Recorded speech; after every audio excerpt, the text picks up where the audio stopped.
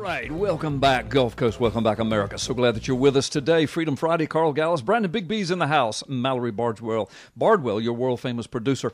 My next guest this afternoon is Dr. Katherine Albrecht. She's a nationally syndicated talk radio host. Many of you listen to her. Her show is Uncovering Truth with Katherine Albrecht. Her doctorate, by the way, is Harvard-earned, so she's a smart young lady. She has been featured in over 2,000 radio and television and print news stories. She's the author or the co-author of 6 books and videos, including the award-winning bestseller Spy Chips. We're going to talk a little bit about that, how major corporations and government plan to track your every move with RFID. We're going to talk about that. And also another book she wrote called The Spy Chips Threat, Why Christians Should Resist RFID and Electronic Surveillance. So we're going to get her to weigh in on all of that. Plus, we're going to ask her to talk to us about the smart meter technology used by most power companies. Most of you on your homes, you have a smart meter, and she's going to tell you some surprising stuff about that. But Katherine is an amazing woman. I've had the great honor and the pleasure and the privilege of being on her show before. I couldn't wait to get her on mine. She's been invited to address the Federal Trade Commission, the Federal Reserve Bank, the European Commission, the Royal Society of London, the International Conference of Data Protection and Privacy Commissioners, the International Civil Liberties Monitoring Group, and on and on and on. She's addressed the state legislatures of California, Washington, Arizona, New Hampshire, Massachusetts, Delaware, Michigan, just to name a few. In 2006, Katherine was appointed by New Hampshire Governor John Lynch to serve as an expert member of that state's 2-year RFID study commission. So this is her forte. She knows what she's talking about. She was featured in Aaron Russo's award-winning film America, From Freedom to Fascism. I'm sorry, I stumbled on that word. Dr. Katherine Albrecht, thank you so much for being a part of Freedom Friday today. God bless you. We're so glad you're with us. Well, thank you, Pastor Gallups. I'm delighted to be on your program. Your listeners should know that you were one of the best guests I've ever had on my daily radio show. So it's really wonderful that we can share information about these important topics with our respective listening audiences. Thank you. And I'm thrilled to be here. I know that the smart meter issue, the privacy issue, all of the concerns that people have, especially since Ed Snowden has made us more aware of the government's interest in collecting information, right. A lot of that can be intimidating. I think people can feel overwhelmed. I think right now a lot of people are feeling like they don't fully grasp what's happening, or they don't understand the ways in which their privacy is being violated. And one of the downsides to that, of course, if you feel overwhelmed and you think they're watching you at all times, then you might have a tendency to just throw up your hands and say, well, it's hopeless. They're already watching me anyway. Who cares? It's not even worth fighting. And I really want to encourage your listeners that that is just not the case, that there are very simple, common-sense things that people can do to protect themselves against these basic privacy violations. And the war is not over. We're in the middle of a privacy battle, and we have not lost. Right. No, absolutely. And, this attitude of they're watching me, it creates this paranoia till where we get to the point where we're afraid to talk to each other. And that is an absolute tactic of communist psyops. And a lot of that's going on. I mean, we everybody around here, we think, well, they know every movement I'm making, but they can't find a 300-passenger jumbo jet. Yeah. They can't find Mr. Snowden. They can't find Osama bin Laden for 15 years. I mean, but they know where I am today. Oh my gosh, I can't talk to anybody. I mean, don't you think that there's a little bit of psyops going on with this as well? There is, because if you think about the Soviet Union, which was arguably the most surveilled people on planet Earth in the 20th century, especially under Stalin and the KGB era after that, they wanted the Soviet people to live in a climate of fear so that you would worry, because they actually enlisted citizen spies. Yes, you didn't know when you had a backyard barbecue or whatever they have in Russia, and your neighbors would come over, you would be very careful to only say positive things about the government, because you didn't know if one of them might just turn you in. And they wanted that climate of fear, because if you're in a climate of fear where you aren't even comfortable telling your next-door neighbor, hey, you know what, those taxes are just too high, or I'm not really pleased with who's in the White House right now. That's right. If you don't feel like you can say those sorts of things, you keep your head low and you just comply. And that's really, I think, where the government and the powers that be economically and the corporations and all the other folks who are controlling the way that we think and communicate, I think that's exactly where they want us. And now here's the good news. After the Ed Snowden revelations came out, you know, and I'll tell your listeners, that every search you do on Google is monitored. So if you're searching, Google knows what you had for dinner last night if your wife looked up the recipe online for lamb chops, and Google knows where you took your last vacation, probably, if you went onto Google and you searched for vacations in Florida and airfare. Google knows all of these details and all of this personal data about us as we go about our daily lives. And the fact that this information is being collected, I think, makes people very uneasy. But since they've become aware of it, because Ed Snowden told us that the NSA has built a backdoor into Google, there's been very little change. There was just a study out last week that talked about people's changing search habits, meaning you know Google's watching, you know that the NSA is watching through Google, you know the government is watching, and some researchers said, well, does that mean that people are being more cautious in putting in political questions or looking up protest activities or anything that the government might not be happy about, maybe tax protesting, whatever it is? And they found only the most minor of differences. I think it was like a 1% shift. So that, to me, is extremely good news, that people it's one of two things. It's either that people are saying, I'm not going to change my behavior just because they're watching me. I'm not going to be like Rush and keep my head low. Or I suppose the second thing would be maybe not such good news, which is that they feel like, well, there's nothing I can do about it anyway. I'm just going to keep living my life. Right. And see, this is why, Pastor Gallups, that I have been working with StartPage, the private search engine that I helped to create. Yes, tell people about that, because that's huge. I mean, go ahead. Tell people about StartPage. So people think that Google's the only game in town. We use it as a verb. You know, Google it. You want to know the Panama Canal details? Well, Google the Panama Canal. Well, I about a couple of years ago, in 2009, I became aware of the fact that Google had quietly amassed the largest database of personal information on people in the United States in the history of the Republic. That Google alone knows more about you than the IRS, the FBI, and the CIA combined. They know everything about us. And the reason they know this is because, and I'm going to say something shocking here, Google is not a search engine. And people say, what do you mean it's not a search engine? No, it's not a search engine. What it is it's a market research company. And see, back in the 1980s, I got my undergraduate degree in market research, in marketing. And one of my courses was a market research course. This is before the Internet. And I remember my professor saying, the hardest thing you students are ever going to do when you get out there is market research. Because when you call people up on the phone, you say, hey, Pastor Gallups, I want to ask you a couple of questions. Are you worried about bankruptcy? How much money do you have in the bank? What'd your wife make for dinner last night? Right. You're going to say, take a hike. I'm not going to. Who are you? Right. I'm going to tell you these things. Right. So the problem is that people don't want to reveal personal details about themselves for obvious reasons, because that's private. So what Google did, and this is the genius of it, and once you understand this, you'll never want to use them again. Google figured out that if you want to get people to answer questions, you have to not let them know that you're watching. And what you can do is you can answer their questions, and then you can learn everything about them based on the questions that they ask. That's right. So what they did was that's they brilliant. created this gaping window on everybody's computer that's just this happy, smiling, multicolored logo. Google is one of the most trusted companies in America, by the way. So everybody loves them. You go on, you think you're alone, you look around, the shades are drawn, nobody's in the room, nobody's looking over your shoulder, and you type in, I'm worried I might have a lump in my breast, or how do I deal with the grief over my miscarriage, or how do I handle my husband's drinking? And all of these things that we type into this search engine, what you need to understand, they are not there to give you the answers. They do that as bait to draw you in, so you will give them the questions. And the questions are what they use to fuel and populate the database. Right. It tells you what you're thinking about. It tells you what you're doing. Yeah. Now, think about this. If Stalin, we talked about the Soviet Union, if Stalin had the ability to force everybody at gunpoint in the Soviet Union to log on to the equivalent of a computer today and report what was on their minds 10, 20, 30 times a day, it would have been the most horrific human rights violation imaginable. If it happened in this country, that Obama said everybody's got to log in and tell the NSA 10, 20 times a day what's on their minds, people would have an uprising.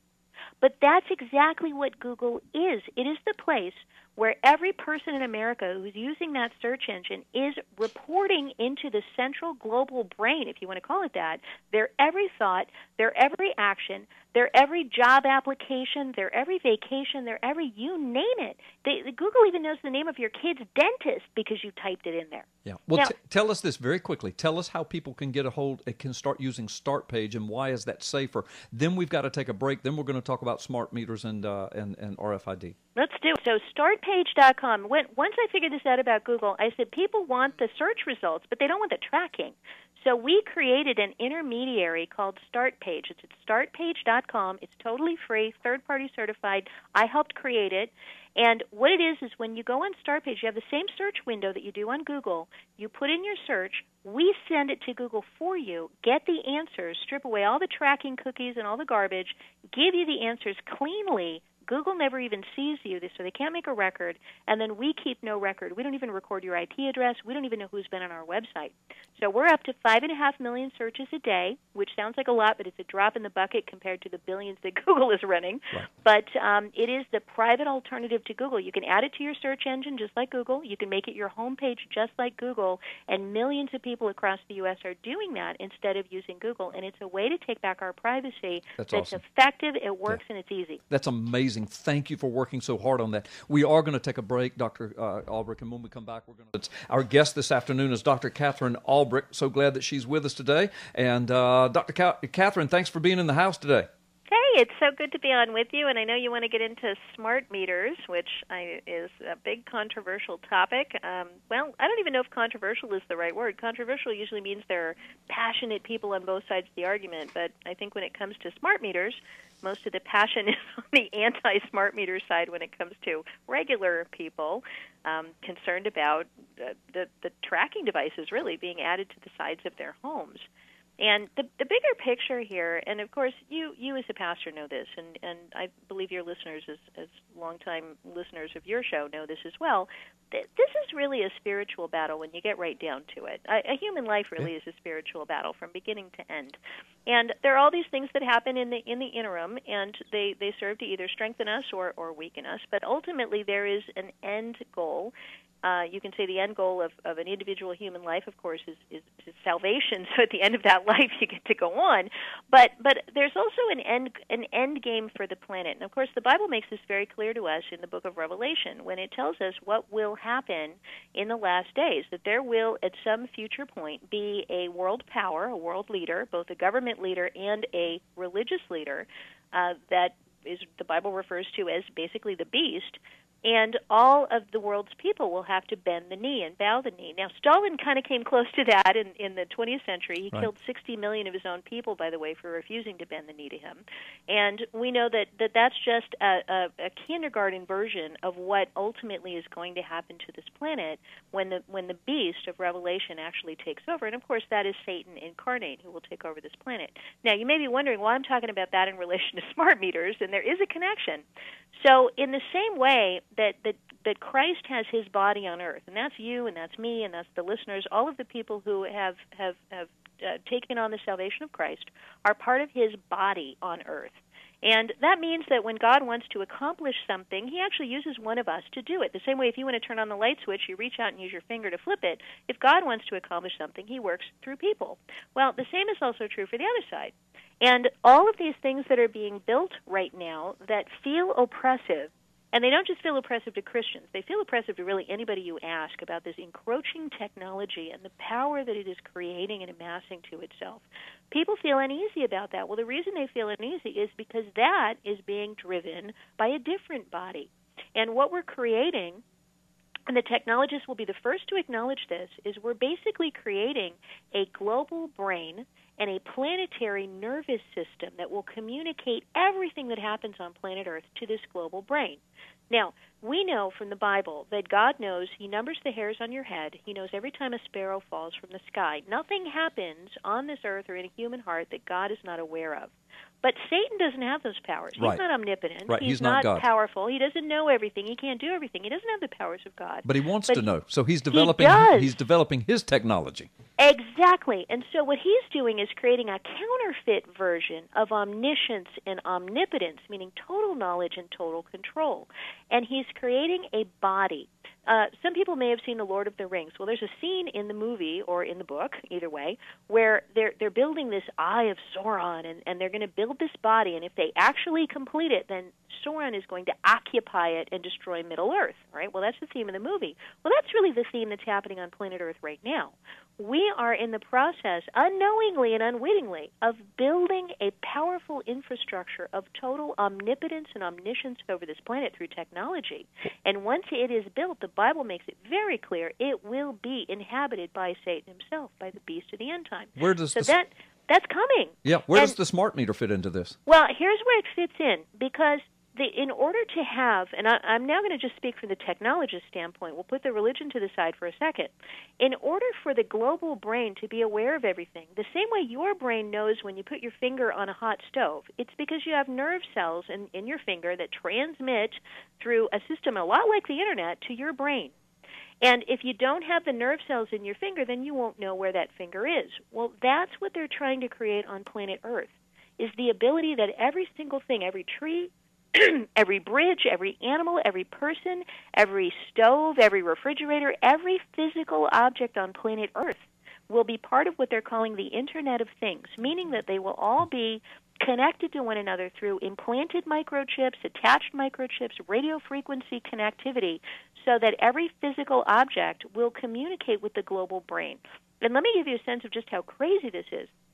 When you get up in the morning, they want to know what time you get up. When you open your medicine cabinet, they want sensors in your medicine cabinet to know when you take the lid off the toothpaste. I actually was at a meeting when that was really said. They said, won't it be great when we'll know every time the consumer takes the lid off the toothpaste in their own bathroom?